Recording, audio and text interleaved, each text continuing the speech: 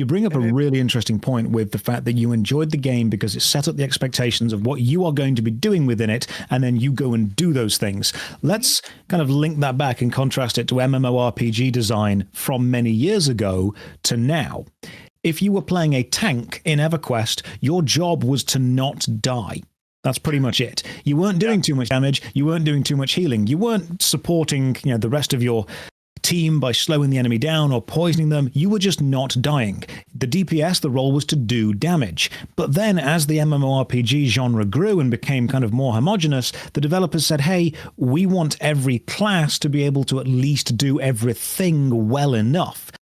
And that is a level of accessibility where if you're playing a healer class, you can still tank and you can still do damage. If you're playing a DPS class, you can still tank, you can still heal. But at what point does that accessibility of everything start to impact your love of, I know what this bit is meant to do, and I am playing my role well enough? If everyone can do everything, do you lose that love of, the game has set up what I'm going to do and I'm going to do it well?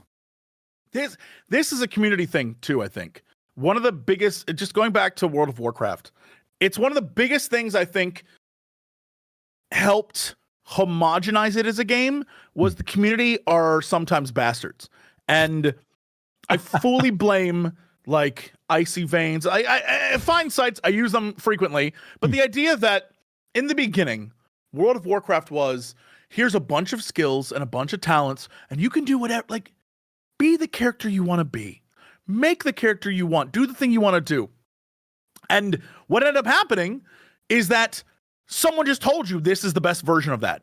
And then people said, well, if you're not that, I don't want you in my party. I'm trying to get the highest damage possible. We're trying to kill these bosses. We got to be optimal. And it's like, but that wasn't the point of what they were trying to do with the game.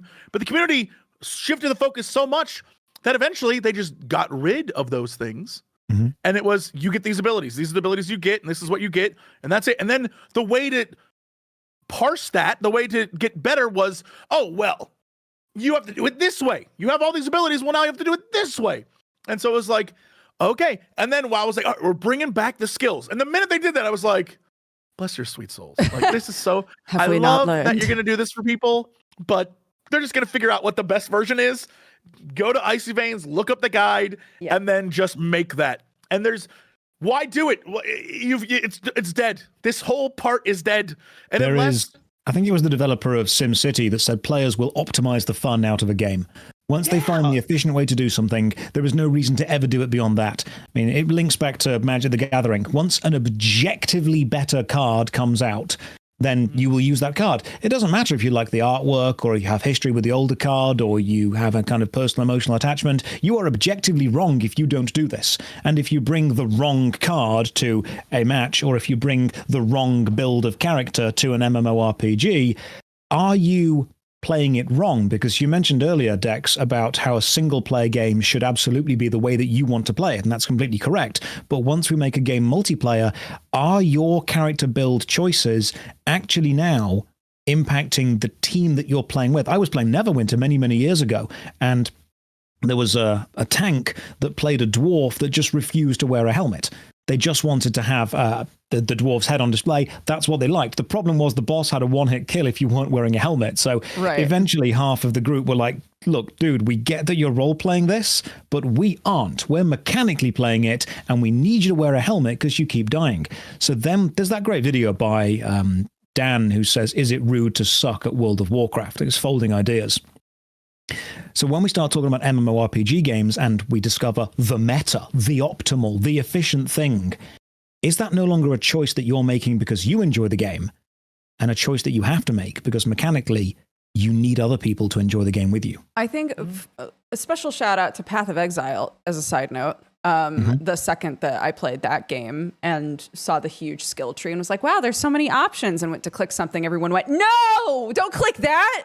What are you doing? You're going to have to start all over. And I was like, immediately exhausted. Anyways, but if, this also requires the community to be like kind of varied and thriving.